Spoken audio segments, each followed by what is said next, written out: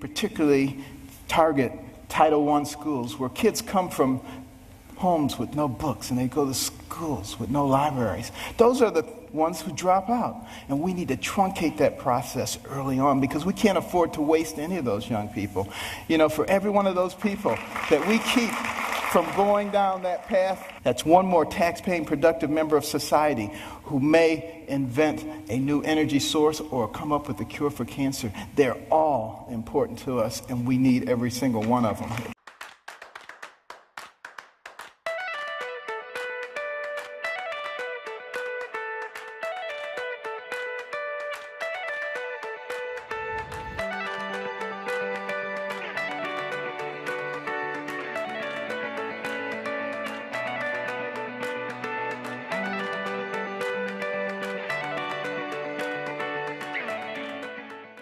Poverty can look a lot like ADHD, for one thing, because of the stressors. And so there's just a lot of stress and anxiety that goes with not knowing if you're going to go home to a house tonight or if mom and dad have food or a job.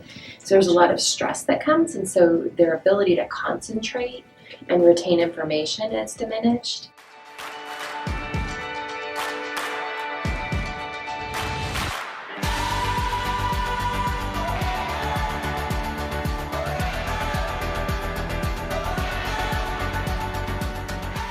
We have a full-time employee who is designated to meeting the basic needs, to providing opportunities for family engagement, and for helping families with resources. Through that program, we serve about 1,200 people out of our food pantry every year. The Idaho Food Bank provides something called the Weekend Backpack, and it's a little sack of non-perishable food that is supposed to provide 2 meals and some snacks for our children. So, for example, our school provides 10 of those packs per weekend. We have a full clothing closet that the kids and the families can access. We do hundreds of hygiene kits. We basically provide through donations 100% of school supplies.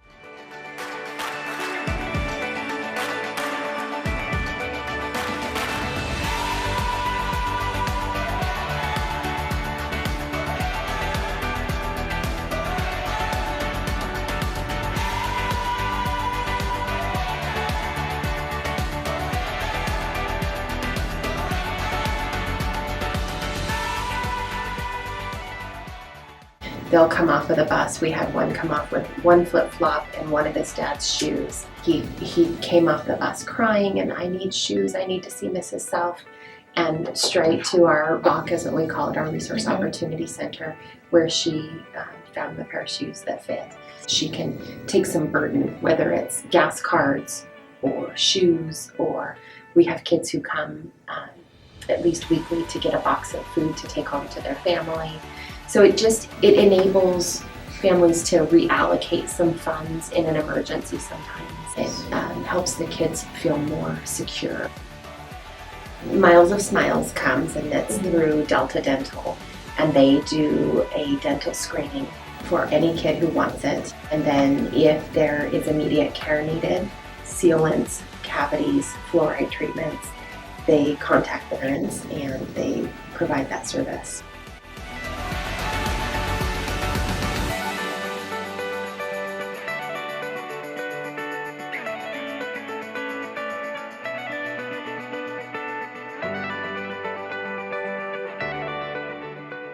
There's been lots of studies that say that kids from lower income families don't necessarily have the same exposure to language. You know, by the time they reach kindergarten, they have half the vocabulary as middle class or upper middle class students. So all of a sudden you have kids who are already in a deficit starting at kindergarten. The sooner that we can start getting involved with families in poverty, the better it is for the students. You know, the sooner that you're working with these families saying that this is the normal, this is what can really help your child succeed, the more support that we can give them, I think the better off those families are going to be.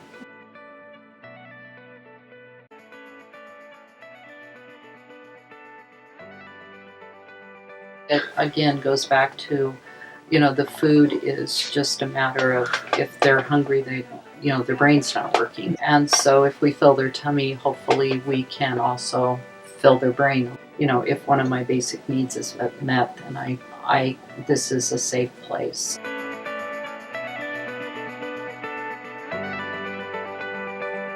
Have kids smile and just be kids. It's that ability to make those one-on-one connections with students and know that you're making a difference in their lives. You might not see it in the moment, but 5 years, 10 years, 15 years down the road, it makes a difference.